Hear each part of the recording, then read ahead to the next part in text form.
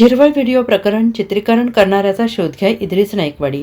मंत्री नरहरी झिरवळ यांच्या कथित व्हिडिओ प्रकरणी व्हिडिओ काढणाऱ्या व्यक्तीचा शोध घेऊन त्याची चौकशी झालीच पाहिजे।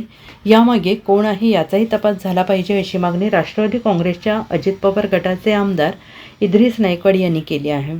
एखाद्या व्यक्तीच्या खासगी आयुष्यातील व्हिडिओ शूट करणे हा गुन्हा असल्याचे सांगत आमदार नाईकवाडी यांनी झिरवळ यांची पाठराखण केली आहे। ते सांगली येथे बोलत होते।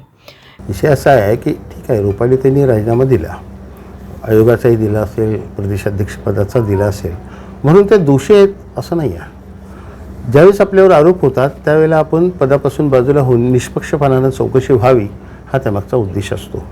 आणि त्यामुळं त्या काही दोषी आहेत म्हणून त्यांनी राजीनामा दिला असं जे काही लोक बोलत आहेत त्यात काही तथ्य नाही असं मला वाटतं। आणि त्यामुळे त्यांनी एक प्रामाणिकपणानं आपले राजीनामे देऊन बाजूला होण्याची भूमिका घेतली। आता तुम्ही चौकशी करा निष्पक्षपणानं, ज्या दिवशी चौकशीचा निकाल येईल मी त्यात निर्दोष आहे असं वाटेल त्यावेळेला पुन्हा मी सक्रिय होईन अशी त्यांची मानसिकता असावी। त्यांचं माझं काही बोलणं झालेलं नाही, पण मला थोडंसं ज्ञात आहे की त्यांचा स्वभाव काय आहे।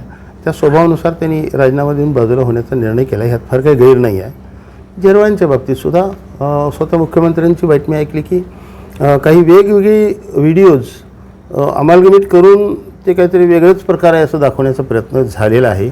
आणि त्यामुळं हे कोणीतरी याच्या मागं आहे। तो व्हिडिओ निघतो याचा आता कोणीतरी शूट केला ना, तो शूट करणारा कोण आहे तो पहिला घावला पाहिजे, त्याची चौकशी झाली पाहिजे। आणि त्यांनी जर एखाद्याच्या पर्सनल लाईफमध्ये बेडमधला व्हिडिओ जर शूट केला असेल तर तो गुन्हा आहे संमतीशिवाय।